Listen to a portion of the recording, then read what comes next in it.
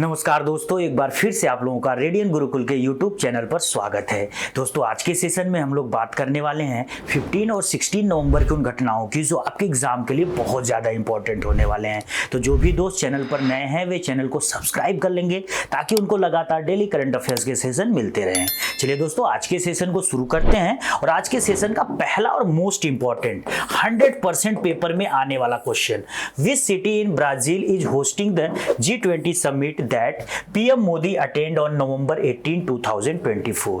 यानी कि इस साल का जो G20 शिखर सम्मेलन है 2024 वाला, वो ब्राजील के किस खूबसूरत शहर में आयोजित हो रहा है 18 नवंबर को, जिसमें भाग लेने के लिए हमारे देश के प्रधानमंत्री नरेंद्र मोदी भी जा रहे हैं। दोस्तों, तो बिल्कुल उस खूबसूरत शहर का नाम याद रखिएगा, रियो डी जेनेरियो। तो इस बार का जो G20 समिट है 2024 वाला, ब्राजील के रियो में आयोजित हो रहा है। कब से कब आयोजित होगा? तो 18 नवंबर से लेकर 19 नवंबर के बीच आयोजित हो रहा है और इसमें कुल यहां पर 19 अलग देश, दोस्तों बिल्कुल याद रखिएगा, जो 19 मेंबर कंट्रीज हैं या इंडिविजुअल कंट्रीज हैं। इसके अलावा 2 यूनियन, एक अफ्रीकन यूनियन और एक यूरोपीय यूनियन, ये यहां पर पार्टिसिपेट करेंगे। दोस्तों, अगर अफ्रीकन यूनियन की मेंबरशिप की बात करें तो पिछले साल जब G20 का मीटिंग हमारे यहाँ यानी कि नई दिल्ली में हुआ था, तो उसी बार अफ्रीकन यूनियन को इसका मेंबर बनाया गया था। दोस्तों, 2023 का ये जो मीटिंग था हमारे यहाँ नई दिल्ली में हुई थी, वो 18वां एडिशन था G20 का। और इस बार जो मीटिंग हो रही है, ये कौन सा एडिशन है? तो बिल्कुल याद रखिएगा, 19th एडिशन। दोस्तों, अगर G20 के पहले एडिशन की बात करें तो इसका जो पहला एडिशन हुआ था वो 2008 में हुआ था वाशिंगटन DC में, और तब से लेकर अब तक लगातार ये हर साल G20 के शिखर समिट कराए जा रहे हैं। और इस बार वाला एक बार फिर से मैं आपको बता दूं, ब्राजील के खूबसूरत शहर रियो डी जेनेरियो में आयोजित हो रहा है। दोस्तों, अगर G20 के फॉर्मेशन की बात करें तो 1999 में इसका फॉर्मेशन किया गया था और उस समय जो दुनिया भर में वैश्विक मंदी आई थी, उसी से उबरने के लिए इसको फॉर्म किया गया था। दोस्तों, और इस G20 में कॉन्सेप्ट बड़ा ही पॉपुलर होता है, ट्रोइका। क्या होता है G20 में ट्रोइका? तो आपको बता दें कि जैसे कि पिछले साल जिसने इसको होस्ट किया, इस साल जो होस्ट कर रहा है और अगले साल जो होस्ट करेगा, इन तीनों नेशंस को मिलाकर ट्रोइका बोला जाता है। और ये तीनों नेशन इस साल की पूरी जो एक्टिविटी होती है उसको जो मेन कंट्री होता है, जो होस्ट करने वाला होता है, उसके साथ मिलकर ऑर्गेनाइज करते हैं। दोस्तों, तो अगर इस साल के ट्रोइका की बात करें तो एक तो इंडिया हो जाएगा। इंडिया इसलिए होगा क्योंकि पिछले साल इन्होंने कराया था। एक होगा यहाँ पे ब्राजील यहाँ पे इसलिए आ रहा है क्योंकि उसके यहाँ इस बार हो रहा है। और इसके तीसरे मेंबर की अगर बात करें, यानी कि 2025 में जो G20 का मीटिंग कराने वाला है वो है साउथ अफ्रीका। तो इन्हीं तीनों देशों को यहाँ पे ट्रोइका कहा जाएगा। और G20 के इस साल की जो मीटिंग हो रही है, अगर उसके थीम की बात करें दोस्तों, तो थीम है building a just world and sustainable planet, यानी कि एक न्यायपूर्ण विश्व और एक टिकाऊ ग्रह या फिर सतत ग्रह का निर्माण। और पिछले साल जैसे कि हमारे यहाँ नई दिल्ली में जब इसकी मीटिंग कराई गई थी सितंबर महीने में 9 और 10 सितंबर को, तो उस समय जो थीम रखी गई थी, फिर से आपको बता दें, 1 अर्थ 1 फैमिली एंड 1 फ्यूचर। तो वो तो पिछला थीम था और इस बार का जो थीम है ये बिल्कुल याद रखिएगा। तो आज के इस पहले जो बहुत इंपॉर्टेंट करंट अफेयर की न्यूज है, इस पर बहुत सारे क्वेश्चन आपसे बनेंगे। SSC DSSB या जितने भी स्टेट सर्विसेज के एग्जाम है, वहां पर आपको इससे रिलेटेड क्वेश्चंस दिखेंगे, जैसे कि G20 का इस बार का ये कौन सा एडिशन है, कहां हो रहा है, कब से कब हो रहा है, इसमें ट्रोइका क्या है या इसकी थीम क्या है, तो बिल्कुल अच्छे से याद कर लीजिएगा। चलिए आज के सेशन के एक और क्वेश्चन की तरफ बढ़ते हैं। विच 3 countries is PM prime minister Narendra Modi visiting from November 16 to 21, 2024? यानी कि प्रधानमंत्री नरेंद्र मोदी 16 से 21 नवंबर 2024 तक 6 दिनों के लिए किन 3 देशों की यात्रा पे जा रहे हैं? दोस्तों, तो 16 नवंबर को हमारे देश के प्रधानमंत्री विदेश यात्रा पे जा रहे हैं। 6 दिनों की इनकी कुल विदेश यात्रा है और इस दौरान ये 3 देशों का दौरा करेंगे। वो 3 देश कौन कौन से हैं? तो बिल्कुल याद रखिएगा, नाइजीरिया, ब्राजील और गुयाना। तो ये बिल्कुल आपको इंपॉर्टेंट न्यूज है। नवंबर महीने में मोदी जी की बड़ी यात्रा है। इसमें देखिए, जो नाइजीरिया में तो ये बाइलेटरल रिलेशनशिप के लिए जा रहे हैं, वहां पे नाइजीरिया के साथ कुछ समझौते वगैरह करेंगे। लेकिन ये जो ब्राजील वाली इनकी जो मीटिंग है या फिर ब्राजील का जो दौरा है, ये अभी किस काम के लिए जा रहे हैं वहां पे, तो ये जो G20 वाली मीटिंग हो रही है उसी में भाग लेने के लिए जा रहे हैं दोस्तों। और यहाँ पे एक इंपॉर्टेंट इनका एक और दौरा है जो 19 से लेकर 21 नवंबर के बीच है, वो गुयाना में है। गुयाना एक कैरेबियन कंट्री है और यहाँ पर जो कम्युनिटी ऑफ कैरेबियन होता है, इसको कम्युनिटी ऑफ कैरेबियन बोलते हैं, COMNCAR। तो ये जो कम्युनिटी ऑफ कैरेबियन होता है, इसका इंडिया के साथ हर साल क्या होता है, एक एनुअल बैठक होता है। और इसमें कम्युनिटी ऑफ कैरेबियन में इस समय कुल 15 देश हैं। तो ये 15 देश मिलकर भारत के साथ मीटिंग करेंगे और उसी मीटिंग के लिए गुयाना जा रहे हैं। और इसी मीटिंग के दौरान कल के करंट अफेयर में मैंने आपको बताया था कि डोमिनिका नाम का एक देश है जो अपने यहाँ का सर्वोच्च सम्मान हमारे देश के प्रधानमंत्री को देना चाहता है, तो वहां पर मोदी जी को यह सम्मान भी दिया जाएगा दोस्तों। चलिए इसके बाद आज के सेशन के अगले क्वेश्चन की तरफ बढ़ते हैं। National press day is observed every year on, यानी कि राष्ट्रीय प्रेस दिवस हर साल कितने तारीख को मनाया जाता है, तो बिल्कुल तारीख याद रखिएगा 16 नवंबर। 16 नवंबर को ऐसा क्या है कि हम लोग नेशनल प्रेस डे इसको मनाते हैं, तो बिल्कुल याद रखिएगा 1966 में जो भारत का प्रेस काउंसिल ऑफ इंडिया है, जिसको हम PCI बोलते हैं, उसका इस्टेब्लिशमेंट किया गया था। तो उसके इस्टेब्लिशमेंट डे को याद करने के उपलक्ष्य में भारत सरकार हर साल 16 नवंबर को क्या करती है, राष्ट्रीय प्रेस दिवस मनाती है दोस्तों। अगर यहां पे बात करें इस बार की थीम क्या है इस राष्ट्रीय प्रेस दिवस का, तो बिल्कुल याद रखिएगा changing nature of the press, यानी कि प्रेस का बदलता स्वरूप। थीम में बार बार आपको याद दिलाता हूं कि इससे रिलेटेड बहुत सारे क्वेश्चंस एग्जाम में आजकल पूछे जा रहे हैं। जो डे होते हैं, डे का डेट तो कम पूछते हैं, आजकल थीम वो ज्यादा पूछ रहे हैं, तो इसलिए आपको थीम भी बिल्कुल नोट करते जाना है दोस्तों। अगर PCI के हेडक्वार्टर की बात करें तो इसका हेडक्वार्टर नई दिल्ली में है और इसके जो हेड हैं उनका नाम है जस्टिस रंजना प्रकाश देसाई। तो ये बिल्कुल याद रखिएगा, जो जस्टिस रंजना प्रकाश देसाई हैं वो इस समय इसके PCI के चेयरमैन हैं।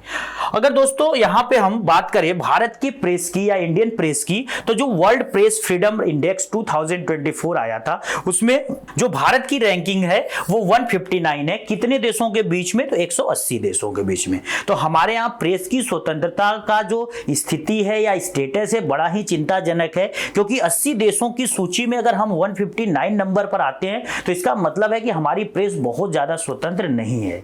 अब चूंकि प्रेस या मीडिया को लोकतंत्र का चौथा स्तंभ माना जाता है, इसीलिए प्रेस का स्वतंत्र और निष्पक्ष होना बड़ा ही जरूरी होता है दोस्तों।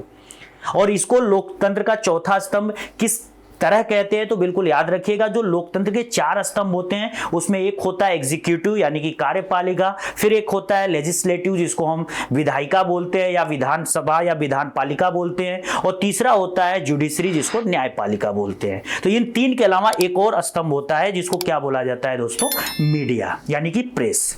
और मीडिया की जो स्वतंत्रता है, कौन सी आर्टिकल यहाँ पे उसको अप्रूवल देती है, तो बिल्कुल याद रखिएगा आर्टिकल 19(1) जो होता है ये यहाँ पर बोलने और अभिव्यक्ति यानी कि स्पीच और एक्सप्रेशन का यहाँ पे आजादी देती है, और इसी आर्टिकल के तहत पूरी की पूरी जो प्रेस है, मीडिया है, उसको स्वतंत्रता मिलती है दोस्तों। चलिए आज के सेशन के एक और क्वेश्चन की तरफ बढ़ते हैं। Who has inaugurated the first ever Bodoland महोत्सव इन दिल्ली ऑन 15 नवंबर। तो 15 नवंबर को दिल्ली में पहले बोडोलैंड महोत्सव का उद्घाटन किसने किया। बहुत ही बड़ी न्यूज है, क्योंकि पहली बार भारत के प्रधानमंत्री ने बोडोलैंड महोत्सव को ऑर्गेनाइज करवाया है नई दिल्ली में। तो किसने इनॉग्रेट किया, तो बिल्कुल याद रखिएगा भारत के प्रधानमंत्री नरेंद्र मोदी जी ने दोस्तों। और ये जो पूरा का पूरा प्रोग्राम है 2 दिनों तक चलेगा, 15 नवंबर और 16 नवंबर को। और इस पूरे प्रोग्राम में जो बोडो कम्युनिटी के लोग हैं उनके डेवलपमेंट, उनके जो भी ग्रोथ है या फिर उनके लिए अच्छी अच्छी जो फैसिलिटीज है, एजुकेशन है, इंफ्रास्ट्रक्चर है, इन सब के लिए बात की जाएगी और इनके डेवलपमेंट के लिए बहुत सारी स्ट्रेटजीज बनाई जाएगी। और इसी सीरीज में जो हमारे देश के प्रधानमंत्री जी हैं उन्होंने सेंट्रल गवर्नमेंट की तरफ से बोडो डेवलपमेंट के लिए 1500 करोड़ रुपए के स्कीम्स अनाउंस किए हैं दोस्तों। वहीं पे आसाम गवर्नमेंट ने भी इनके लिए 700 करोड़ रुपए का स्कीम अनाउंस किया है, तो बहुत बड़ी चीज है। अगर बोडो कम्युनिटी की बात करें या बोडोलैंड की बात करें तो ये असम का एक पार्ट है दोस्तों, और ये एक स्पेशल टाइप के लोग होते हैं जो हमेशा से एक अपना नया राज्य बनाना चाहते हैं। जैसे कि पहले आसाम में ही नागालैंड वाले रहते चाहते थे, तो ये जो नागा ट्राइब थे ये लड़ झगड़ कर अपना राज्य बना लिए जिसको नागालैंड कहते हैं। ऐसे ये बोडो लोग भी चाहते हैं कि हमारा भी एक राज्य हो जिसको हम बोडोलैंड कहें, लेकिन भारत सरकार इनको बार बार समझाती है, नहीं भाई आप आसाम में हो, यहीं पे रहो, ऐसे तो फिर हम बहुत सारे राज्य बनाने पड़ जाएंगे। तो इसीलिए भारत सरकार और जो बोडो कम्युनिटी के लोग हैं इनके बीच एक पीस एग्रीमेंट हुआ जिसको बोडो पीस एकॉर्ड बोला जाता है 2020 में, और इसके बाद से वहां का जो माहौल है वो काफी शांतिपूर्ण हो गया है और बोडो लोग भी भारत सरकार के साथ काफी कोऑपरेटिव हो गए हैं। तो कहीं ना कहीं ये आसाम सरकार और भारत सरकार की एक बड़ी जीत है, और इसी के उपलक्ष्य में भारत के जो केंद्र सरकार है या हमारे देश के जो प्रधानमंत्री हैं उन्होंने भारत में पहली बार बोडो महोत्सव को आयोजित किया है। दोस्तों आज के सेशन का बिल्कुल last question, which city is the leading emitters of green house gases according to a new data set released at United Nation climate talks.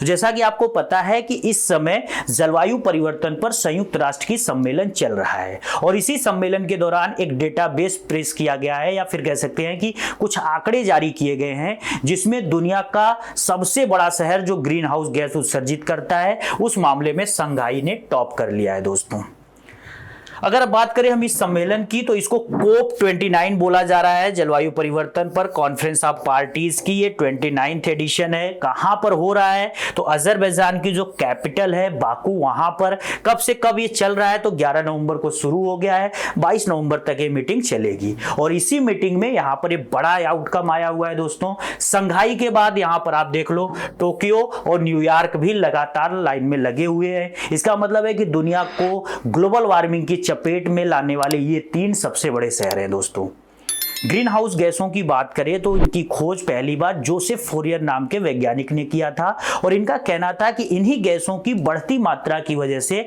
धरती का जो एवरेज टेम्परेचर है इसके सतह का वो लगातार बढ़ रहा है। तो ये उन्होंने इन गैसों को एक स्पेशल नाम दिया जिनका नाम रखा गया ग्रीन हाउस गैसेस। दोस्तों इन गैसों में कौन कौन सी गैसें मेन आती हैं तो मीथेन हो गया, नाइट्रस ऑक्साइड हो गया, कार्बन डाइऑक्साइड हो गया, ओजोन हो गया, सल्फर डाइऑक्साइड हो गया, कार्बन मोनोऑक्साइड हो गया, क्लोरोफ्लोरोकार्बन हो गया। इसके अलावा जो वाटर वेपोर्स होते हैं, जलवाष्प होते हैं, उनको भी ग्रीन हाउस गैसों की श्रेणी में डाला जाता है। दोस्तों यहाँ पे अमाउंट भी दिया था इस पूरे रिपोर्ट में कि कौन कितना अमाउंट कर रहा है गिमीट यानी कि उत्सर्जित कर रहा है। दोस्तों और पूरे वैश्विक लेवल पे अगर हम ग्रीन हाउस गैसों के उत्सर्जन को देखें 2023 के आंकड़ों के अनुसार तो 61.2 बिलियन मेट्रिक टन्स, ये 2023 के आंकड़े बताते हैं कि हम लोग इतना ग्रीन हाउस गैसों को उत्सर्जित करते हैं। दोस्तों ग्रीन हाउस गैसों के उत्सर्जन के मामले में अगर देशों की रैंकिंग देखें तो उनमें चाइना टॉप करता है, दूसरे नंबर पे अमेरिका आता है और तीसरे नंबर पे हमारा प्यारा भारत भी है। तो कहीं ना कहीं हम लोग भी ग्लोबल वार्मिंग को बढ़ाने में, क्लाइमेट चेंज को और तेजी से करने में जिम्मेदार हैं। दोस्तों तो ग्लोबल वार्मिंग और क्लाइमेट चेंज आज के समय में दुनिया की सबसे बड़ी समस्याएं हैं, पर्यावरणीय इशूज हैं। अगर हमको इनको सॉल्व करना है तो कहीं ना कहीं इन ग्रीन हाउस गैसों का जो उत्सर्जन है इसको लगातार क्या करना होगा, कम करना होगा। दोस्तों और इसी पर ये पूरी की पूरी मीटिंग हो रही है, जो जिस मीटिंग की मैं यहाँ पे बात कर रहा हूँ। इन मीटिंग्स में यही निर्णय लिए जाते हैं कि कैसे ग्रीन हाउस गैसों की मात्रा का जो उत्सर्जन मात्रा है उसको कम किया जाए। आज के सेशन में बस इतना ही दोस्तों। आज के सेशन की पूरी पीडीएफ आपको रेडियन गुरुकुल के टेलीग्राम चैनल से मिल जाएगी। इसके अलावा अगर आप डेली करंट अफेयर्स अपडेट के लिए हमारे रेडियन गुरुकुल के यूट्यूब चैनल के साथ भी जुड़ सकते हैं। अगर वीडियोस अच्छे लग रहे हैं तो इनको लाइक करिए, कमेंट करिए, दोस्तों के साथ शेयर करिए, और अगर चैनल पर नए हैं तो चैनल को सब्सक्राइब करिए। दोस्तों जय हिंद।